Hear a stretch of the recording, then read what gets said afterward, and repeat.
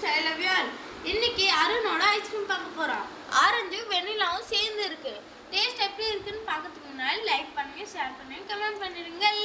வாங்க ட்ரை பண்ணி பார்த்துருவோம். பிரிக்கலாம்.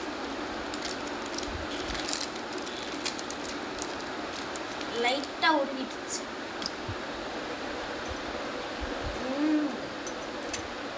சூப்பரா இருக்கு ஃப்ரெண்ட்ஸ்.